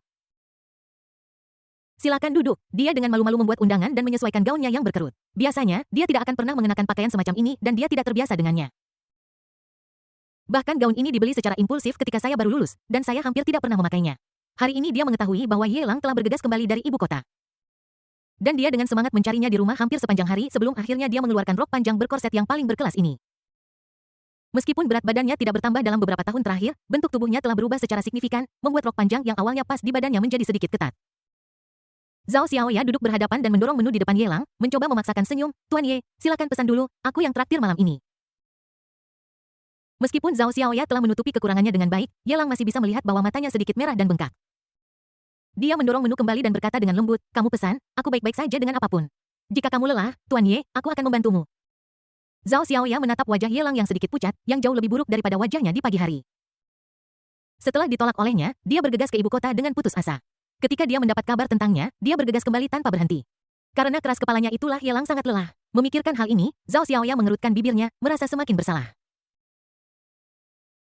Memang benar aku sedikit lelah. Ye Lang tersenyum dan mengangguk. Bai Xiaoyun penuh energi. Dan menghabiskan sore hari berbelanja dengannya di mall seperti lari setengah maraton. Ditambah dengan konsumsi lainnya, dia sekarang kelelahan mental dan punggungnya sedikit lemah. Setelah beberapa saat, pelayan membawakan hidangan ke meja. Zhao Xiaoya tidak terbiasa memegang pisau dan garpu, memandangi Ye Lang yang pucat di seberangnya, dan berkata dengan lembut. Restoran ini direkomendasikan oleh Zhang Lulu, dia bilang makanannya enak, kamu harus mencobanya biasanya. Dia bahkan tidak akan melirik restoran barat kelas atas seperti ini apalagi masuk untuk makan. Jika bukan karena rekomendasi Zhang Lulu, dia tidak akan tahu restoran kelas atas mana yang memiliki makanan terbaik kamu makan, dan aku hanya akan melihat. Ye Lang menunduk menatap steak itu dan tersenyum pahit. Jika Tuan Ye tidak nafsu makan, bagaimana kalau sup jamur? Zhao Xiaoya dengan hati-hati membawakan semangkuk kecil kepala jamur untuk Ye Lang. Dia menarik napas dalam-dalam dan mencoba menenangkan diri. Dia tidak tahu seberapa dalam perasaan Ye Lang padanya. Tapi bagiku, aku bahkan tidak punya nafsu makan. Kejutan yang ditimbulkan ini langsung menusuk hatinya. Aku sebenarnya tidak ingin minum. Ye Lang tersenyum pahit. Bukannya restoran di sini terlalu rendah standar, dia hanya tidak terbiasa dengan mereka. Sebaliknya, dia sudah makan dengan Bai Xiaoyun dan saudara perempuannya. Kedua saudara perempuan itu memiliki nafsu makan kecil, jadi pasti akan ada sisa makanan. Bai Ruyu menggunakan alasan tidak membiarkan makanan terbuang untuk secara tidak langsung memaksa Ye Lang untuk menghabiskan beberapa potong steak. Saya masih sedikit kenyang sekarang dan tidak bisa makan lagi. Zhao Xiaoya tidak mengatakan apapun lagi. Dia menundukkan kepalanya dan memotong steak dengan pisau dan garpu. Gerakannya menjadi semakin lambat. Air mata panas sebesar kacang jatuh ke piring. Bahu yang terbuka juga bergetar tak terkendali. Suara Zhao Xiaoya tercekat oleh isak tangis, matanya merah, dia mengepalkan pisau dan garpu di tangannya, dan bergumam dengan rasa bersalah, Tuan Ye, maafkan saya, ini semua salah saya. Jika bukan karena aku, kamu tidak akan begitu kecewa. Ini semua salahku, aku menghakimimu dengan standarku sendiri. Aku salah paham padamu. Ye Lang mengulurkan tangan, meraih pisau dan garpu di meja makan, menariknya dari kepalan tangan Zhao Xiaoya, dan kemudian memegang telapak tangannya. Tepat ketika Zhao Xiaoya hendak melepaskan diri, suara lembut Ye Lang terdengar, mengapa menyalahkan diri sendiri untuk ini? Sama sekali tidak perlu menyalahkan diri sendiri. Saya mengerti sikap protektifmu terhadap dirimu sendiri. Terlebih lagi, ini bukan pertama kalinya kamu menghadapi hal seperti ini. Kamu sudah pernah bertemu orang seperti itu sebelumnya, kan? Jika tidak ada catatan itu, kamu mungkin benar-benar jatuh ke dalam perangkap orang lain. Bab 1175 Rumah Zhao Xiaoya. Zhao Xiaoya mengangkat kepalanya dengan gembira, air mata berlinang di matanya yang indah. Dia bertanya dengan tidak percaya, Tuan? Ye Hao, bagaimana kamu tahu aku mengalami hal seperti itu? Dan bagaimana kamu tahu tentang catatan itu? Dia bahkan tidak memberitahu orang tuanya tentang hal itu. Bahkan jika Ye Lang diam-diam mulai memperhatikannya saat itu, tidak mungkin dia akan tahu. Mungkinkah? Ada semakin banyak kejutan di mata indah Zhao Xiaoya. Ye Lang tersenyum, dan tingkat afinitasnya 10 meledak. Senyuman itu menjadi semakin lembut membuat orang merasa seperti angin musim semi. Dia hanya menatap mata Zhao Xiaoya tanpa mengucapkan sepatah. Beberapa kata berubah maknanya begitu diucapkan, dan diam sebenarnya adalah cara terbaik untuk menanggapi. Sebenarnya. Tidak perlu bagimu untuk begitu berdedikasi pada keluarga Ye. Kamu juga tahu kepribadian seperti apa yang dimiliki Ye Qianyu. Jika kamu keras kepala dan menolak untuk mengubah jalanmu, kamu hanyalah preman jalanan yang tidak jauh berbeda dari mereka yang menindasmu. Tentu saja, menurut penyelidikan saya, Ye Qianyu tidak terlibat dengan orang-orang itu. Jika tidak, dia tidak akan lolos dari hukuman kali ini. Ye Lang mulai mengubah topik pembicaraan, dengan kemarahan yang terpancar di matanya. Zhao Xiaoya mengerucutkan bibirnya yang cerah dan menggoda, merasa semakin yakin bahwa catatan itu mungkin dikirimkan kepadanya oleh seseorang yang diatur oleh Ye Lang. Dia tahu bahwa dia tidak pernah memberikan wajah yang baik kepada para pelamarnya. Bagaimana mungkin ada seseorang yang diam-diam mengawasinya dan melindunginya dari belakang selama bertahun-tahun? Sudah lebih dari 3 tahun sejak pengingat di catatan itu. Dengan kata lain, Ye Lang diam-diam memperhatikannya setidaknya 3 tahun lalu. Mungkin. Beberapa orang merasa sangat tidak nyaman dan menyeramkan ketika hidup mereka diawasi. Tapi Zhao Xiaoya sama sekali tidak memiliki perasaan seperti itu. Dia tidak memiliki sisi yang memalukan dan tidak takut diawasi secara diam-diam. Yang saya miliki hanyalah kelembutan tanpa akhir di hati saya. Tidak heran Ye Lang bertemu dengannya malam itu, dan tidak heran dia bertemu dengan gangster yang mencari masalah keesokan paginya. Mungkin dengan kemampuan Ye Lang, dia sudah menduga sebelumnya bahwa seseorang akan melakukan sesuatu padanya dan secara khusus mengatur seseorang untuk melindunginya secara diam-diam. Sayang sekali Ye Lang sangat peduli padanya dan melindunginya. Tapi dia berspekulasi tentang perilaku Ye Lang seperti itu. Untuk memfitnah orang lain dengan jahat di dalam hati dan menghakimi orang lain dengan standar rendah diri sendiri. Tidak peduli apapun, aku ibu tiri Ye Qianyu. Meskipun aku tidak pantas mendapatkan gelar itu, setidaknya ayahnya menyelamatkan ayahku. Jika ayahnya tidak memberinya uang untuk operasi, semuanya akan berbeda sekarang. Zhao Xiaoya menghela napas, karena Ye Lang diam-diam memperhatikannya. Wajar saja kalau dia tidak mungkin tidak menyadari Ye Qianyu. Tidak ada kejutan sama sekali, hanya sedikit lelah. Bagaimanapun juga. Ye Qianyu memang terlalu memberontak dan tidak pernah menghargai ajarannya. Mungkin jauh di lubuk hati, Ye Qianyu tidak pernah menghormatinya. Kamu sudah membalas semua budi yang menjadi utangmu padaku. Selama bertahun-tahun, aku sudah melihat berapa banyak uang yang kamu habiskan untuk Ye Qianyu dan berapa banyak yang sudah kamu berikan kepada keluarga Ye yang miskin. Memang benar ayah Ye Qianyu menyelamatkan nyawa ayahmu, tetapi meskipun begitu, dia sudah membayar utangnya. Selain itu, tidakkah kamu tahu mengapa ayahnya membayarmu sebelumnya? Ye Lang berkata dengan suara berat. Dengan kemampuan Zhao Xiaoya dan penghasilan tinggi yang bekerja di bank investasi, kedua orang tuanya yang sudah lanjut usia masih tinggal di desa yang kumuh di kota. Orang bisa membayangkan betapa banyak yang telah dia kontribusikan untuk keluarga Ye. Uang yang dia peroleh harus digunakan untuk menghidupi Ye Qianyu. Membayar utang dan membayar pemeriksaan serta obat-obatan ayahnya. Beban hidup sepenuhnya jatuh di pundak seorang gadis seperti Zhao Xiaoya. Tekanan yang mereka hadapi berkali-kali lebih besar daripada tekanan yang dihadapi anak-anak muda yang baru memasuki masyarakat. Mari kita makan dulu. Ye Lang melambaikan tangannya dan tidak mengatakan apa-apa lagi. Mereka saling berpandangan dalam diam. Lebih dari setengah jam kemudian, Zhao Xiaoya membayar tagihan terlebih dahulu. Sebagai hal yang wajar, Ye Lang memegang tangannya dan mereka berjalan keluar dari restoran barat bersama-sama. Sekarang sudah larut dan tidak ada tempat untuk pergi. Ye Lang mengangkat kepalanya, melihat bulan sabit di langit, dan bergumam pada dirinya sendiri. Zhao Xiaoya mencondongkan tubuh memandang profil Ye Lang dan bergumam pelan mengapa kita tidak pergi ke kafe saat ini belum tutup. Atau berjalan-jalan di taman terdekat juga boleh kalau ada waktu luang saya biasanya jalan-jalan sendiri saya akan mengantarmu pulang. Ye Lang tidak menjawab dia menelepon Junsi dan bergegas menuju desa di kota di jalan. Zhao Xiaoya merasa sangat tidak nyaman di kursi belakang Maibah. Dia tidak tahu apa yang telah dia lakukan salah. Seolah-olah dia telah membuat Ye Lang marah, dia bisa merasakan ada sesuatu yang salah dengan suasana hati Ye Lang. Dia benar-benar tidak ingin berada di dekatnya, dan bahkan saran yang tidak diminta pun ditolak. Setelah beberapa saat, Maibah berhenti dengan mantap di desa di kota. Ye Lang mengantar Zhao Xiaoya pulang. Begitu dia masuk rumah, dia bisa mencium aroma obat herbal Cina yang kuat. Itu adalah rumah tua yang sangat biasa. Perabotannya sudah menguning dan ada beberapa koran yang ditempel di dinding, yang tampak seperti lapisan dempul. Tuan Ye, silakan duduk dulu. Saya akan menuangkan teh untuk Anda. Zhao Xiaoya tampak sedikit gugup dan sibuk sendiri di dapur untuk sementara waktu. Sun He keluar dengan segelas air rebus di dalam cangkir sekali pakai. Situasi keuangan keluarganya tidak memungkinkan dia untuk membeli set teh apapun. Faktanya, keluarga orang biasa jarang memiliki peralatan ini kecuali mereka menyukainya. Tuan Ye, cangkir di rumah sedang dipakai, jadi saya harus menggunakan cangkir sekali pakai. Maafkan saya, Zhao Xiaoya memegang teh panas dengan kedua tangan dan menyerahkannya kepada Ye Lang. Ye Lang mengambil air panas, menyesapnya, melihat sekeliling perlahan, lalu tertuju pada wajah Zhao Xiaoya, dan berkata dengan lembut, apakah tidak apa-apa tinggal di sini? Wajah Zhao Xiaoya tidak menunjukkan banyak rasa malu, melainkan perasaan hangat. Meskipun rumahnya agak berantakan, itu semua karena saya terlalu malas. Saya jarang memiliki kesempatan untuk membantu ibu saya dengan pekerjaan rumah tangga pada hari kerja. Tapi justru ketidakteraturan inilah yang membuat saya merasa sangat akrab. Kapanpun aku merasa stres, aku pulang dan berhenti memikirkan hal lain. Wajahnya dipenuhi kebahagiaan. Meskipun keluarganya miskin, Zhao Xiaoya tidak merasa malu bahkan di depan Ye Lang. Hargai kebahagiaan yang diperoleh dengan susah payah ini. Hei, Tuan Ye, kenapa Anda ada di sini? Saat ini dari sebuah kamar di dalam, Ibu Zhao Xiaoya keluar, mengenakan piyama yang sudah sangat putih, sambil mengucek matanya yang masih mengantuk. Melihat Ye Lang yang baru saja ditemuinya di pagi hari duduk di ruang tamunya, dia tiba-tiba terbangun. Xiao ya, kamu benar-benar bodoh. Mengapa kamu mengundang tamu berharga seperti Tuan Ye ke rumahmu? Kamu bahkan tidak memberitahu ibumu sebelumnya. Obatnya masih direbus di atas kompor. Baunya sangat menyengat. Ayo, ajak Tuan Muda Ye jalan-jalan di luar. Aku akan bersih-bersih di rumah. Jangan sampai mengotori pakaian Tuan Muda Ye. Ibu Zhao Xiaoya tampak panik. Dia mempelajari beberapa hal tentang Ye Lang dari putrinya. Dan dendam di hatinya sudah lama menghilang. Dia takut latar belakang keluarganya yang miskin akan membuat Ye Lang tidak menyukainya. Dia bergegas mengirim putrinya keluar. Bab 1176 Ayah Zhao Xiaoya kamu tahu. Tuan muda Ye ini tidak hanya mengendarai mobil mewah, tetapi juga memiliki sopir yang dilengkapi khusus. Dia juga bos di balik layar bank investasi Daya Tianxia. Meskipun Ibu Zhao Xiaoya tidak tahu seberapa kuat Daya Tianxia, dia telah mengantarkan makan siang kepada putrinya dan tahu betul betapa mewah dan berkelasnya perusahaan tempat putrinya bekerja. Daya Tianxia bahkan lebih kaya daripada perusahaan sebelumnya. Betapa menakjubkannya itu, jika Ye Shao benar-benar jatuh cinta pada putrinya. Maka putrinya benar-benar akan bisa naik ke puncak dan menjadi burung phoenix. Bahkan jika dia tidak pernah berhubungan lagi dengan pasangan tua itu, dia akan bahagia di dalam hatinya. Hanya dia sebagai seorang ibulah yang tahu betapa sulitnya putrinya menderita. Selama putri mereka bisa menjalani kehidupan yang baik di masa depan, pasangan tua itu akan meninggal dengan senyum di wajah mereka. Bu, jangan khawatir, Tuan Ye baru saja mengirimku pulang. Dia tidak berencana untuk tinggal di sini lama. Zhao Xiaoya merasa sedih. Bagaimana mungkin dia tidak ingin mengajak Ye Lang jalan-jalan? Namun, itu ditolak, sebenarnya. Tidak sulit untuk dipahami. Jarang sekali di dunia ini ada anak orang kaya luar biasa seperti Ye Lang yang diam-diam bisa memperhatikannya selama bertahun-tahun.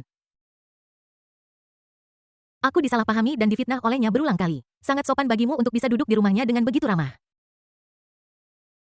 Jika kamu terlalu banyak berpikir untuk terlibat, itu hanya akan menjadi lamunan dan hanya akan menimbulkan masalah. Kamu akhirnya datang ke sini. Xiaoya, apa kamu tidak suka minum kopi? Kenapa kamu tidak mengajak Master Ye untuk minum kopi bersamamu? Ibu Zhao Xiaoya menjadi cemas.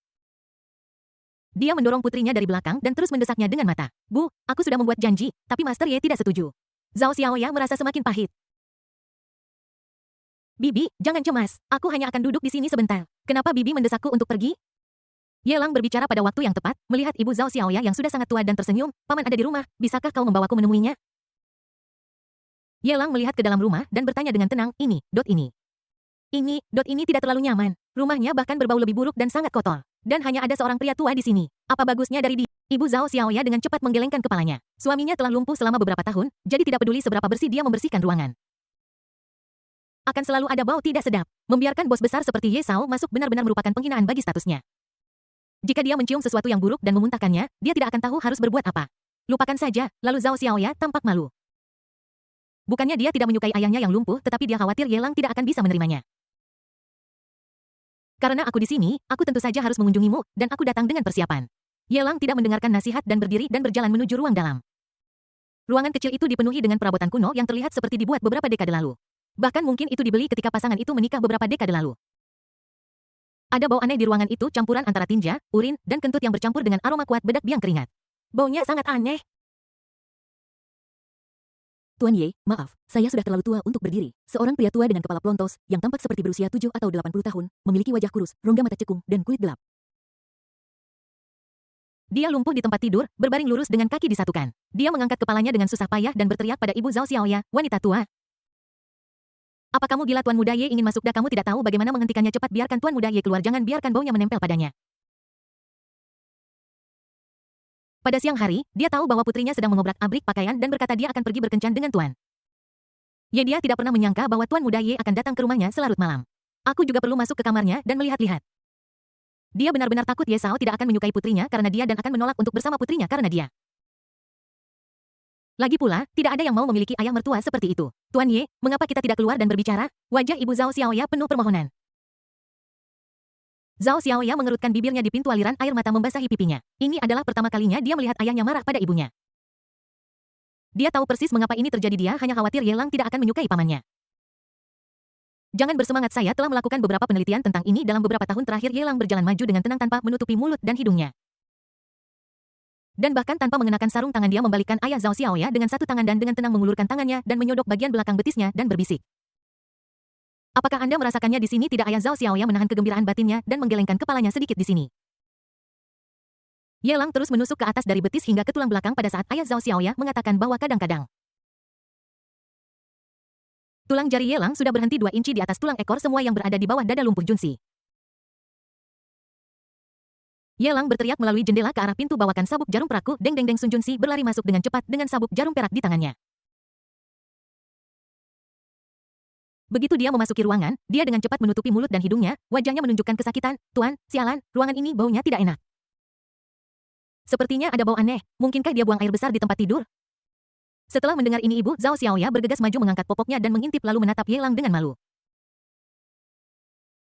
Tuan Ye, ini agak merepotkan, bisakah Anda keluar sebentar? Tidak apa-apa, Bibi, urus saja dulu. Ye Lang memalingkan wajahnya dan menunggu sampai Ibu Zhao Xiaoya selesai menangani masalah tersebut sebelum berbalik ekspresinya masih tidak berubah. Saya telah mempelajari beberapa teknik akupuntur dari seorang master. Saya pikir ini mungkin membantu jika saya mencobanya. Selama saya merasakan sakit saat menusuk jarumnya. Itu berarti masih ada ruang untuk pemulihan. Yelang memutar jarum perak dan menjelaskan dengan lembut. Master, bau di sini sangat buruk. Baunya mengerikan, bahkan baunya seperti kotoran. Jika saya tinggal lebih lama, saya khawatir saya akan muntah. Junsi berdiri di samping kesakitan, berpura-pura muntah. Zhao Xiaoya dan ibunya berdiri di samping tampak sangat malu. Bukannya aku tidak menyukai Junsi, tetapi tidak ada orang normal yang akan datang ke ruangan ini. Bahkan ketika berkunjung dari luar, belum lagi orang luar, bahkan kerabat pun akan segera pergi setelah datang dan tidak akan pernah tinggal di rumah untuk makan malam. Ibu dan anak itu sangat akrab dengan reaksi Junsi, dan mereka tidak berdaya. Sebaliknya, mereka terkejut dengan betapa tenangnya Ye Sao tanpa menunjukkan tanda jijik sama sekali. Jika kamu tidak bisa bicara, diam. Jika kamu tidak ingin tinggal, keluar. Ye Lang memarahi dengan dingin. Junsi menutup mulutnya dengan kesal dengan ekspresi yang bertentangan di wajahnya, dan menatap ayah Zhao Xiaoya di tempat tidur untuk sementara waktu.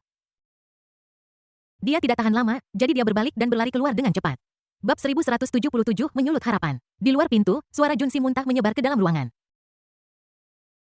Zhao Xiaoya tampak malu dan tidak tahu harus berbuat apa. Ibu Zhao Xiaoya maju dan berkata dengan lembut dan bijaksana, "Tuan Ye, bagaimana kalau kita lupakan saja?" Ayah Xiaoya telah mengunjungi banyak dokter Tiongkok kuno dalam beberapa tahun terakhir untuk kesehatannya, tetapi semuanya tidak berdaya. Kami menghargai kebaikan Anda. Ayah Zhao Xiaoya, yang sedang bersandar ke samping, mengangguk dan berkata, "Ya, Tuan Ye, bau di ruangan ini sangat aneh. Anda memiliki tubuh yang sangat berharga, jangan ditahan." Bahkan pengawal Ye Sao tidak tahan dengan bau aneh di rumah itu. Apalagi ini adalah Ye Sao sendiri yang telah menjalani kehidupan mewah sejak kecil. Di luar dugaan mereka bahwa Ye Lang bisa tinggal di rumah sampai sekarang. Dia mungkin benar-benar menyukai putri mereka dari lubuk hatinya yang paling dalam. Kalau tidak, dia pasti sudah lari keluar pintu sejak lama. Pasangan tua itu pasti sangat lega bahwa Xiaoya memiliki anak laki-laki seperti itu untuk menjaganya di masa depan. Hanya tindakan ini saja yang membuatnya menerima karakter Ye Lang di dalam hatinya. Dia jelas bukan tipe playboy yang hanya menginginkan kecantikan putri mereka. Paman, Bibi, jangan gugup, ada perbedaan antara dokter. Selama bertahun-tahun, saya telah berkomitmen untuk menemukan ahli dan profesor di bidang ini, dan telah mengundang banyak dari mereka ke kota Tianhai. Selama aku merasakan sesuatu dalam usahaku, itu berarti tubuh pamanku masih memiliki ruang untuk pulih. Ye Lang berbicara dengan tenang, lalu melambai ke arah Zhao Xiaoya. Dia meminta Zhao Xiaoya dan ibunya untuk menopang tubuh ayah Zhao Xiaoya sementara dia memutar jarum perak dan terus menusuk punggungnya. "Paman, jika sakit, berteriak saja." Ye Lang memasukkan jarum perak secara teratur. Ibu Zhao Xiaoya di sebelahnya memandang putrinya dengan mata penuh kelegaan. Zhao Xiaoya tidak mengatakan apa-apa pun hanya menatap Ye Lang yang sedang berkonsentrasi. Bagaimana mungkin dia tidak tersentuh? Bahkan dia sendiri merasa tidak berdaya ketika menghadapi ayahnya yang lumpuh di tempat tidur. Baunya sangat buruk hingga aku merasa ingin muntah. Tapi dia adalah ayahnya, tidak ada yang bisa dia lakukan, dia harus menahannya. Tidak peduli apapun, dia tidak boleh menunjukkannya kepada ayah kandungnya yang telah melahirkannya dan membuatnya sedih. Tapi Ye Lang, orang luar, mampu menyentuh tubuh ayahnya tanpa mengenakan masker atau sarung tangan. Perilaku ini jauh melampaui pemahamannya tentang Ye Lang. Dan apa yang baru saja dikatakan Ye Lang? Aku khawatir meskipun Ye Lang tidak muncul dalam beberapa tahun terakhir, dia diam-diam mulai menghubungi para ahli dan profesor itu. Hanya karena kesempatan yang diberikan oleh Zhao Dezu inilah dia berinisiatif untuk muncul. Bukan hanya untuk melindunginya, tetapi juga untuk menyembuhkan ayahnya yang lumpuh. Zhao Xiaoya mengerutkan bibirnya dan menatap ayahnya yang tetap diam. Dia merasa pahit namun tersentuh di dalam hatinya. Dia tidak lagi memiliki harapan bahwa ayahnya akan pulih. Selama aku masih hidup, aku harus bersyukur. Tapi dia tidak akan pernah melupakan dedikasi diam-diam Ye Lang. Mulai sekarang, kamu tidak boleh melakukan apapun yang menyakiti Tuan Muda Ye. Dia tidak punya hak atau hati untuk salah paham atau menyakiti pria seperti itu, mencicit. Tiba-tiba, terdengar suara di ruangan itu, seolah-olah meja dan kursi sedang ditarik. "Maaf. Mungkin ada tikus di rumah ini." Ibu Zhao Xiaoya melepaskan tangannya dengan canggung dan ingin mencarinya. Mencicit, mencicit, mencicit. Ayah Zhao Xiaoya, yang sedang berbaring di ranjang, memiliki ekspresi ngeri di mata mendungnya dan terus mengeluarkan suara. Itu bukan tikus sama sekali, jelas-jelas ayah Zhao Xiaoya yang mengeluarkan suara itu. Zhao Xiaoya menatap ayahnya dengan tidak percaya, sakit sedikit. Ayah Zhao Xiaoya berteriak dengan gembira, "Apakah ini benar? Apakah kamu merasakannya?" Ibu Zhao Xiaoya berhenti mencari tikus dan melihat ke arah sumber suara juga dengan ekspresi tidak percaya di wajahnya. Di mata mereka, jarum perak Ye Lang baru mencapai bagian belakang pahanya dan dia masih jauh dari kelumpuhan di bawah dada.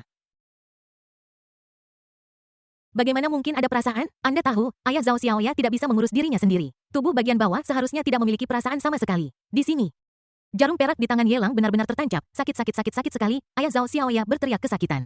Bagus kalau tahu sakit. Ye Lang menarik keluar jarum perak dan melihat Zhao Xiaoya dan putrinya dengan senyum di wajahnya. Tubuh paman mungkin masih bisa disembuhkan. Sarafnya belum sepenuhnya atrofi. Tulang belakang yang rusak mungkin masih bisa diperbaiki sesuai dengan rencana perawatan terbaru di Tiongkok. Tuan Yedo, maksudmu tulang-tulang tuaku masih bisa berdiri? Suara ayah Zhao Xiaoya bergetar. Kakinya sudah menyatu, tulang-tulangnya kaku. Kerabat di rumah percaya bahwa dia akan meninggal dalam tidurnya dan tidak ada yang percaya bahwa dia bisa berdiri lagi. Termasuk dirinya sendiri, dia sudah menghadapi kenyataan. Tiba-tiba, seseorang mengatakan bahwa penyakitnya mungkin bisa disembuhkan, yang benar-benar mengejutkan. Tuan Ye, apakah benar-benar ada kesempatan untuk sembuh? Zhao Xiaoya dengan gugup menggenggam telapak tangan Ye Lang dan menelan ludah. Apakah ada kemungkinan besar untuk sembuh? Saya takut orang tua saya akan terus berharap dan kemudian gagal, yang akan menjadi pukulan yang lebih besar. Kemungkinannya cukup tinggi, sekitar 60%. Ye Lang pura-pura tidak tahu meskipun dia tahu yang sebenarnya. 60% apanya? 100%? Apalagi sampai lumpuh di tempat tidur. Bahkan jika dia hanya punya satu napas tersisa, dia yakin dia bisa sembuh. Tuan Ye, asalkan Anda bisa membuat ayah saya merasa lebih baik, saya akan melakukan apapun yang Anda inginkan. Wajah Zhao Xiaoya dipenuhi dengan kegembiraan. Dia memegang erat tangan Ye Lang dengan kedua tangannya, sebagai jaminan dan juga untuk mengungkapkan rasa terima kasihnya. Senyum lembut Ye Lang berangsur-angsur menghilang dari wajahnya. Dia menarik tangannya keluar dari telapak tangan Zhao Xiaoya, mengerutkan kening, dan berkata dengan acuh tak acuh. Aku tidak ingin kamu membayar apapun. Aku juga tidak suka mendengar kamu mengatakan itu. Merawat pamanku adalah ideku sendiri, dan aku tidak pernah berpikir untuk meminta imbalan apapun. Aku tidak pernah berpikir untuk menggunakan ini untuk mengancammu atau memaksamu. Keesokan harinya di unit perawatan intensif rumah sakit swasta Black Dragon Society Kota Tianhai. Keluarga Zhao Xiaoya yang dipindahkan dalam semalam tinggal di sisi ayahnya. Ibu Zhao Xiaoya memegang tangan putrinya dan berkata dengan sungguh-sungguh. Xiaoya, ketika kamu bertemu Tuan Ye nanti, kamu harus meminta maaf dengan tulus. Tadi malam aku merasa ekspresi Tuan Ye tidak benar. Dia marah karena apa yang kamu katakan. Kamu terlalu, apa maksudmu dengan mengatakan bahwa seolah-olah Tuan Muda Ye membantu ayahmu hanya untuk mendapatkanmu? Orang macam apa Tuan Ye? Apakah perlu baginya untuk menggunakan metode tercela seperti itu untuk mengancammu? Lihat saja apa yang mereka katakan. Dan mobil mewah menjemput kami semalaman dan menempatkan kami di unit perawatan intensif mewah ini. Apa status mereka? Apa status keluarga kita? Ayah Zhao Xiaoya juga dengan lembut menasihati jika operasinya tidak berhasil nanti Xiaoya, jangan marah pada Ye Sao meskipun probabilitas 60 itu tinggi. Itu bukan 100 bab 1178 sepupu akan datang jika bukan karena Master Ye, tulang-tulang tua saya tidak akan memenuhi syarat untuk tinggal di unit perawatan intensif semacam ini seumur hidup saya. Ayah Zhao Xiaoya memutar matanya dan melihat unit perawatan intensif mewah ini sambil menghela napas dalam hatinya kesenjangan antara orang-orang benar-benar terlalu besar bah. Bah Dadon jangan bicara omong kosong, kamu pasti akan berhasil Zhao Xiaoya dengan cepat meniupkan beberapa mulut air ke tanah. Tapi aku bergumam pada diriku sendiri di dalam hatiku, dia memikirkannya sepanjang malam sebelum dia secara bertahap memahami mentalitas Ye Lang. Aku khawatir bukan kata-katanya yang membuat Ye Lang marah, tetapi sikapnya. Termasuk saat wajah Ye Lang terlihat aneh di restoran barat sebelumnya, itu karena alasan yang sama. Karena keinginan subjektifnya. Dia terlibat dengan ayah Ye Qianyu. Meskipun tidak ada kemajuan berarti, itu juga merupakan kompromi dengan kehidupan. Ye Lang sangat memperhatikannya dan sangat peduli padanya. Tapi dia berulang kali tidak menganggap dirinya serius, dan bahkan berpikir untuk memperdagangkan masa depannya. Ayah Ye Qianyu akan setuju karena dia hanya menginginkan tubuhnya. Tapi Ye Lang tidak. Dia mengacaukan Ye Lang dengan Ye Qianyu, yang merupakan noda bagi identitas Ye Lang. Bagaimana mungkin ayah Ye Qianyu dibandingkan dengan Ye Lang? Dalam hati Zhao Xiaoya, dia merasa berterima kasih kepada ayah Ye Qianyu dan tidak memiliki perasaan lain sama sekali. Adapun Ye Lang, hatinya dipenuhi rasa bersalah dan dia tidak tahu bagaimana membalas kebaikan ini. Mencicip, pintu unit perawatan intensif didorong terbuka dari luar. Segera setelah itu, sekelompok pria dengan jas putih masuk satu demi satu. Jumlahnya tidak kurang dari 20 orang. Di depan orang-orang ini, pemimpinnya adalah Ye Lang. Tuan Ye, mari kita periksa pasiennya terlebih dahulu. Setelah kita memastikan semuanya baik-baik saja, kita bisa memulai operasinya. Ada pemimpin medis yang sangat hormat di depan Ye Lang. Merepotkan, Ye Lang memiliki wajah tegas dan tampak tenang. Xiaoya, Bibi, kemarilah dulu. Ye Lang sepertinya mengubah wajahnya. Ketidakpeduliannya menghilang dan digantikan oleh kelembutan. Dia membawa Zhao Xiaoya dan ibunya ke samping. Tuan Ye. Apakah ini semua dokter? Begitu banyak orang? Ibu Zhao Xiaoya menelan ludah karena ngeri. Dia tidak mengenal orang-orang ini, tetapi dia merasakan penindasan dari mereka. Aku khawatir ini semua adalah eksekutif senior di rumah sakit. Di depan Ye Sao dia sangat hormat. Seberapa menakutkan identitas Ye Sao? Tuan Ye Kul, apakah orang itu wakil presiden dari rumah sakit ibu kota? Pemimpin departemen neurologi? Dan orang itu, Tuan Charles, yang baru saja memenangkan penghargaan tertinggi di bidang medis 2 tahun lalu tampaknya sedang melakukan penelitian di bidang neurologi. Zhao Xiaoya melihat raksasa medis dari seluruh dunia di depannya, pupil matanya dipenuhi ketakutan. Dia telah mencari banyak informasi tentang subjek ini dan dia telah melihat foto beberapa dokter yang hadir dan mereka sangat terpatri dalam ingatannya. Beberapa dari orang-orang ini memegang posisi tinggi sementara yang lain telah pensiun. Dalam beberapa kasus, bahkan pejabat tingkat tinggi dari berbagai negara di dunia ingin meminta bantuan kepada mereka, tetapi mereka ditolak. Sekarang mereka semua berkumpul di sini untuk ayahnya. Berapa banyak usaha dan biaya yang Yelang keluarkan untuk mengumpulkan orang-orang ini? Tidak heran Yelang mengatakan bahwa dia telah mencari ahli di bidang ini selama bertahun-tahun. Hanya ada sangat sedikit orang yang hadir, bahkan jika hanya satu orang, yang harus dibujuk dan diyakinkan selama waktu yang tidak diketahui jika mereka ingin pindah. Terlebih lagi, kami diundang bersama jangan gugup dengan orang-orang ini membantunya, paman pasti akan bangkit kembali. Yelang memegang tangan Zhao Xiaoya yang halus dan menghiburnya dengan lembut. Semua aktor yang dia undang adalah karakter itu sendiri, tidak akan ada petunjuk sama sekali. Adapun waktu yang dibutuhkan, aku baru memikirkannya tadi malam dan meminta Junsi untuk menghubungi mereka, dan orang-orang ini bergegas ke kota Tianhai semalaman baru tiba pagi ini. Beberapa orang bisa datang asalkan mereka memiliki sumber daya keuangan. Beberapa orang akan datang asalkan mereka memiliki latar belakang. Beberapa orang, asalkan mereka memiliki kemampuan, harus datang. Secara kebetulan, Yelang memiliki ketiga hal ini, dan dia tidak perlu mengeluarkan upaya apapun untuk itu. Junsi membantunya mengatur semuanya. Sekelompok orang dari Suna mendorong ayah Zhao Xiaoya keluar dari unit perawatan intensif. Lampu peringatan di ruang operasi berubah menjadi merah. Zhao Xiaoya dan ibunya menunggu dengan cemas di luar ruang operasi, sepupu. Tiba-tiba, sebuah panggilan datang dari luar ruang operasi. Seorang pria muda dengan pakaian biasa dan beberapa bintik di wajahnya berlari dengan cepat, melihat ibu Zhao Xiaoya, dan bertanya dengan gugup, "Bibi, apakah paman saya baik-baik saja?" "Tangsan, mengapa kamu di sini? Jika kamu di sini, mengapa kamu perlu membawa apapun?" Ibu Zhao Xiaoya Tang Xiangqiu memandang keponakannya tanpa daya di pagi hari. Dia menjawab panggilan dari keponakannya dan hanya memberitahunya lokasinya. Siapa sangka keponakan laki-laki yang memiliki hubungan sangat jauh denganku di hari kerja akan benar-benar datang dan membawa banyak suplemen nutrisi. "Apakah kamu sepupu Xiaoya?" Yelang sedikit terkejut. Dia meraih tangan Zhao Xiaoya, maju selangkah, dan menatapnya dengan rasa ingin tahu. "Ya, Anda pasti Tuan Ye. Berkat Anda, kalau tidak, saya benar-benar tidak tahu kapan saya bisa pulih." Tangsan memandang Yelang dengan rasa terima kasih, tetapi dari sudut matanya. Dia menatap tangan Yelang yang memegang tangan Zhao Xiaoya. Pada saat yang sama, suara mekanis dingin terdengar di benak Yelang. Ding! Ye Qianyu putra keberuntungan ingin memotong telapak tangan Ho selamat kepada host karena mendapatkan nilai penjahat takdir plus 50.000. Ding Ye Qianyu putra takdir memiliki niat membunuh terhadap host selamat kepada host karena mendapatkan nilai penjahat takdir plus 100.000. TSK, Yelang mendecakkan bibirnya dan menatap Tangsan di depannya dengan minat matanya jenaka sejujurnya. Topeng penyamaran yang didapatkan Ye Qianyu benar-benar berguna, bahkan dia tidak bisa membedakannya. Jika bukan karena fakta bahwa topeng penyamaran ini tidak bisa mengubah tinggi dan bentuk tubuhnya, Yelang pasti akan waspada terhadapnya yang meniru dirinya. Hal yang paling konyol adalah kekuatan Ye Qianyu saat ini terlalu lemah, sangat lemah sehingga dia tidak bisa menimbulkan bahaya apapun baginya. Itu sama sekali tidak bisa memicu persepsi bahaya tingkat dewa. Jika bukan karena pengingat sistem, akan sulit untuk mendeteksi orang ini. "Xiaoya, maafkan aku karena memegang tanganmu sepanjang waktu." Yelang menundukkan kepalanya, melepaskan tangan Zhao Xiaoya, dan melirik Tangsan dengan agak malu. Sepertinya penampilan Tangsan membuatnya merasa terkekang. Zhao Xiaoya sangat gugup saat ini. Dan hanya tangan Yelang yang memegangnya yang bisa memberinya rasa aman. Saat Yelang melepaskan tangannya, Zhao Xiaoya dengan cepat meraihnya, menggenggam jari-jarinya dengan erat, matanya penuh kelembutan.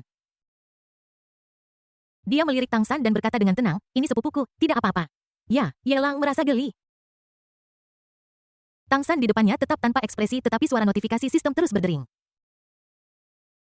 "Ding Ye Qianyu, putra takdir, ingin memotong tangan tuan rumah. Selamat kepada tuan rumah karena telah mendapatkan nilai penjahat takdir plus 100.000. Ding Ye Qianyu. Putra takdir, ingin menggunakan kepala tuan rumah sebagai pispot. Selamat kepada tuan rumah karena telah mendapatkan nilai penjahat takdir plus 200.000. Ding Ye Qianyu putra keberuntungan, tidak tahan lagi. Selamat kepada tuan rumah karena mendapatkan nilai penjahat takdir plus 300.000. Bab 1179 domba gila meraih 2 dalam 1. Aku tidak tahu apa yang terjadi, tetapi aku bisa mendengar suara notifikasi sistem berdering di telingaku. Yelang sebenarnya merasa enggan meninggalkan Ye Qianyu di depannya. Domba gemuk sebesar itu, jika disembelih seperti ini, bukankah itu akan menjadi kerugian besar? "Sepupu, aku ingat kamu sudah menikah kan? Mungkinkah Tuan Ye ini pacarmu?" Tangsan melihat tangan Zhao Xiaoya dan Yelang yang saling menggenggam dengan amarah yang mendalam di matanya. Tapi dia tidak berani marah. Meskipun dia memiliki jimat teleportasi, dia hanya memiliki satu yang terakhir tersisa. Terlebih lagi, dia hanya yakin bisa menyelamatkan nyawanya di depan Yelang dan sama sekali tidak bisa menyakitinya. "Kau tahu orang ini, Yelang, adalah orang yang bisa membunuh bahkan seorang ahli tingkat surgawi dengan mudah. Itu bukanlah sesuatu yang bisa dia lawan saat ini. Aku hanya bisa menggunakan cara lain untuk memperingatkan Zhao Xiaoya agar berhati-hati dengan perilakunya." Zhao Xiaoya menundukkan kepalanya dan tidak menjawab.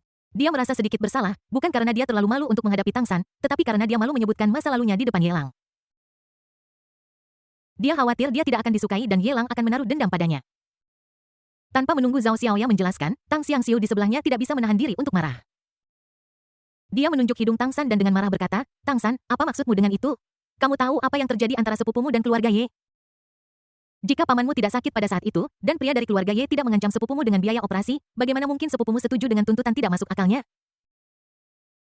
Terlebih lagi, setelah orang dari keluarga Ye mendapat masalah, Xiaoya tidak menginginkan sepeser pun aset keluarga Ye, dan bahkan menginvestasikan sejumlah uang yang tidak diketahui jumlahnya ke dalamnya. Dia sudah membayar kembali biaya operasi yang diberikan oleh keluarga Ye beserta bunganya dan sama sekali tidak berutang budi kepada keluarga Ye. Sepupumu masih sangat muda, apakah kamu akan membiarkannya menjadi janda untuk keluarga Ye seumur hidupnya?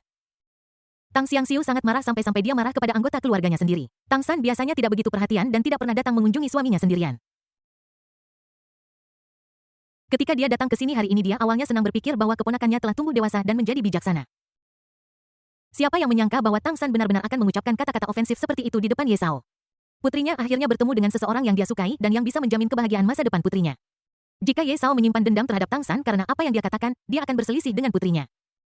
Bahkan jika mereka harus memutuskan hubungan, dia tidak akan membiarkan Tang San bersenang-senang. Bibi, aku hanya mengatakan yang sebenarnya. Jika kamu marah, aku tidak akan mengatakannya. Tang San mengerutkan bibirnya dengan ekspresi kesal dan menundukkan kepalanya dari sudut matanya, dia melirik ke arah Ye Lang.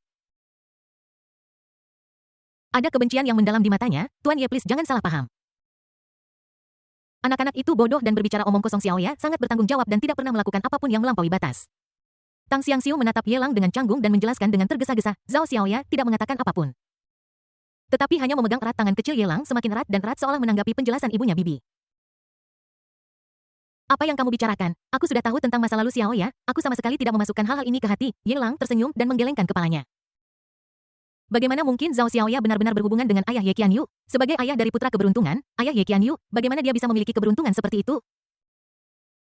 Terlebih lagi, jika sesuatu benar-benar terjadi pada Zhao Xiaoya di masa lalu, bagaimana mungkin Ye Lang memiliki sikap seperti ini sekarang? Meskipun dia mengetahuinya dalam hatinya, Ye Lang pura-pura tidak peduli di permukaan, yang membuat Tang Xiangxiu dan Zhao Xiaoya semakin puas. Dengan senyum lembut di wajahnya, dia memandang Zhao Xiaoya dan menghela napas, konon Ye Qianyu seumuran denganku, dan ayahnya benar-benar tidak tahu malu. Mereka mengincar Yuk Xiaoya. Jika aku tahu ini saat itu, aku tidak akan pernah membiarkan hal tak tahu malu ini mengancammu sedikit pun. Faktanya, dia tidak pernah menyakitiku atau bahkan menyentuhku. Dia memperlakukanku dengan sangat hormat, Zhao Xiaoya menjelaskan dengan lembut. Dia tidak berniat untuk berbicara baik tentang ayah Ye Qianyu, juga tidak punya ide untuk mengungkapkan ketidakbersalahannya di depan Ye Lang. Ya, itu hanya perasaan dari hati. Dia masih berterima kasih atas biaya operasi yang diberikan oleh ayah Ye Qianyu sepupu. Kamu masih sebaik kamu ketika kamu masih kecil. Mata Tang San menjadi lebih lembut. Meskipun di masa lalu dia selalu tampak acuh tak acuh dan sulit diatur di depan Zhao Xiaoya, tetapi jauh di lubuk hatinya, dia sudah menerima keberadaan Zhao Xiaoya. Jika tidak, dia tidak akan mengambil risiko meniru Tang San dan muncul di depan Ye Lang. Kebaikan Zhao Xiaoya yang membuatnya semakin sulit baginya untuk menerima bahwa Zhao Xiaoya akan ditipu oleh Ye Lang. Pria ini, Ye Lang, adalah iblis. Membunuh tanpa berkedip. Terlebih lagi, itu hanya karena dia ingin menjatuhkannya sehingga dia sengaja muncul di depan Zhao Xiaoya. Tidak peduli apapun yang terjadi, dia tidak akan membiarkan Ye Lang menyakiti Zhao Xiaoya dengan cara apapun. Lucu untuk dikatakan. Jika aku benar-benar berakhir dengan Xiaoya di masa depan, apa yang harus aku panggil pada Ye Qianyu jika aku bertemu dengannya? Dia dan aku tidak jauh lebih tua satu sama lain, jadi menurut usia kita. Dia harus memanggilku kakak laki-laki. Tetapi menurut senioritas, dia harus memanggilku ayah. Ye Lang memasang senyum pahit di wajahnya. Dan berkata dengan nada sinis, kita tidak bisa hanya berbicara tentang pendapat kita sendiri, aku memanggilnya saudara, dia memanggilku ayah kan. Anak laki-laki bernama Mei itu memang bajingan. Kalau dia tahu latar belakang keluargamu Tuan Ye, dia pasti akan bergantung padamu tanpa malu-malu. Tang Xiangxiu tampak waspada saat dia melihat putrinya dan memperingatkan Xiaoya jauhi Ye Qianyu di masa depan dan jangan sebodoh dulu. Tidak apa-apa jika uangnya ditipu, tetapi Tuan Muda Ye tidak boleh terlibat dalam hal ini, Bu. Ye Qianyu tidak sebodoh yang Anda kira. Faktanya, sebagian besar waktu, aku memaksa memberikan uang itu kepadanya. Setelah perusahaan keluarga Ye bangkrut, bagaimana bisa seorang anak kecil menghidupi dirinya sendiri? Adalah kebutuhan dan kewajiban saya untuk membesarkannya sampai dia dewasa sepenuhnya. Setidaknya kita tidak bisa membalas kebaikan dengan kebencian. Ayah Ye Qianyu tidak pernah menyakiti keluarga kita. Ini adalah fakta. Zhao Xiaoya menghela nafas tak berdaya. Dia juga tahu bahwa Ye Qianyu tidak berguna, tapi bagaimanapun juga, dalam hal senioritas, dia adalah ibu tiri Ye Qianyu. Bagaimana mungkin aku benar-benar tidak memikirkannya? Pada saat ini, lampu peringatan di ruang operasi padam. Segera seorang dokter dengan jas putih keluar. Dokter, bagaimana keadaan orang tua saya? Bagaimana situasinya sekarang? Zhao Xiaoya dan putrinya berlari ke depan dengan panik dan bertanya dengan gugup. Dokter yang mengenakan jas putih itu tampak hormat ke arah Ye Lang dan berkata, jujur Tuan Muda Ye. Saraf pasien telah disambung kembali dan rencana perawatan terbaru memiliki efek praktis yang sangat baik pada tulang belakang pasien. Tetapi dia sudah terlalu lama lumpuh dan mungkin diperlukan beberapa bulan pemulihan sebelum dia bisa bangun dari tempat tidur. Kata-kata dokter menghantam Zhao Xiaoya dan putrinya seperti sambaran petir. Air mata tak henti-hentinya mengalir dari mataku. Mata Tang Xiangxiu merah. Dia tidak pernah menyangka bahwa suaminya yang telah lumpuh selama bertahun-tahun tidak hanya kondisinya membaik, tetapi dia bahkan bisa berjalan. Ye Lang. Zhao Xiaoya berbalik dan melemparkan dirinya ke pelukan Ye Lang tanpa mempedulikan apapun, memeluk lehernya erat-erat, seluruh tubuhnya gemetar. Ada kegembiraan tetapi lebih banyak kejutan. Dia terus mengucapkan terima kasih berulang-ulang, dia sangat terkejut dengan kejutan ini sehingga dia tidak bisa mengungkapkannya dengan kata-kata. Tang San berdiri di samping, menyaksikan Zhao Xiaoya menerjang ke dalam pelukannya. Darah langsung membungkus bola matanya, amarah menyerbu kepalanya. Dan kulit kepalanya terasa mati rasa. Ding Ye Qianyu, putra takdir. Memiliki niat membunuh yang ekstrim terhadap tuan rumah. Selamat kepada tuan rumah karena telah mendapatkan nilai penjahat takdir plus 1,000,000. Ding Ye Qianyu putra keberuntungan memiliki dendam terhadap Zhao Xiaoya putri keberuntungan. Selamat kepada tuan rumah karena telah mendapatkan nilai penjahat takdir plus 5,000,000. Ding putra keberuntungan kehilangan ibu tirinya dan mentalnya runtuh. Selamat kepada tuan rumah karena telah mendapatkan nilai penjahat takdir plus 1,500,000. Wow, kerja bagus. Bahkan Ye Lang tidak bisa menahan diri untuk berseru kagum ketika dia mendengar sejumlah besar nilai penjahat takdir telah dikreditkan ke akunnya. Sejak Ye Qianyu menunjukkannya, dia diam-diam menyediakan hampir 4 juta nilai penjahat takdir dan dia bahkan tidak merasakan sedikit pun kelemahan di punggungnya. Ini adalah kesepakatan yang bagus untuk menjadi penjahat yang ditakdirkan. Xiaoya, don't takut, aku di sini bersamamu. Semuanya akan baik-baik saja, semuanya akan baik-baik saja. Ye Lang memeluk tubuh hangat Zhao Xiaoya dan dengan lembut membelai punggungnya. Krek-krek, Tang San mengepalkan tinjunya dan buku-buku jarinya bergerak. Gigi belakang terkatup rapat dan suara menyeramkan serta aneh yang sama terdengar. Melihat Zhao Xiaoya bersandar di pelukan Ye Lang dengan tenang, ekspresi Tang San menjadi semakin ganas, seolah-olah dia adalah iblis yang kembali dari neraka, ingin memakan Ye Lang hidup-hidup. Segera ayah Zhao Xiaoya dipindahkan dari ruang operasi ke unit perawatan intensif dan dia bangun setelah beberapa saat. Keluarga berkumpul di sekitar tempat tidur. Dengan gembira mendiskusikan keberhasilan operasi. Guru Ye, terima kasih banyak. Aku tidak pernah menyangka bahwa aku akan memiliki kesempatan untuk berdiri lagi suatu hari nanti. Kaulah yang memberiku harapan untuk hidup, dan kaulah yang memungkinkanku untuk hidup dengan bermartabat lagi. Ayah Zhao Xiaoya adalah orang yang jujur. Dia jarang berbicara pada hari kerja. Tapi ketika aku tahu bahwa aku memiliki kesempatan untuk pergi ke ladang, aku tidak bisa menahan diri untuk tidak mengungkapkan rasa terima kasihku, Paman. Apa yang sedang kamu bicarakan? Kamu adalah ayah Xiaoya. Bukankah sudah menjadi tugasku untuk membantumu? Kita semua adalah... Ye Lang memiliki senyum hangat di wajahnya, dan kemudian dia berbalik dan melambai kepada Tang San. Sepupu, kemarilah. Tang San berdiri di sana dengan bingung, tidak bergerak. Tang San, Guru Ye memanggilmu, apa kau tidak mendengarnya? Kenapa kau aneh sekali hari ini, nak? Kau seperti orang yang berbeda. Tang Xiangxiu mendesak dengan marah. Sepupu, Guru Ye memanggilmu, Zhao Xiaoya juga mendesak. Otot-otot wajah Tang San bergerak-gerak dengan liar. Dia berjalan ke arah Ye Lang dengan susah payah, mengangkat kepalanya, dan mencoba memaksakan senyum yang sangat enggan. Miedeng You, berkatmu pamanku memiliki kesempatan untuk berjalan. Kamu masih dipanggil Tuan Ye, mengapa kamu begitu jauh? Ye Lang tersenyum. Membungkuk dekat telinga Tang San dan berkata dengan suara yang bisa didengar semua orang, bisakah kamu memanggilku kakak ipar saja? Suara itu berhenti. Dan dia menggoda dengan main-main dalam transmisi suara yang hanya bisa didengar oleh Tang San. Atau kamu ingin memanggilku ayah? Tang San berdiri di sana dengan mata penuh kengerian. Dia tanpa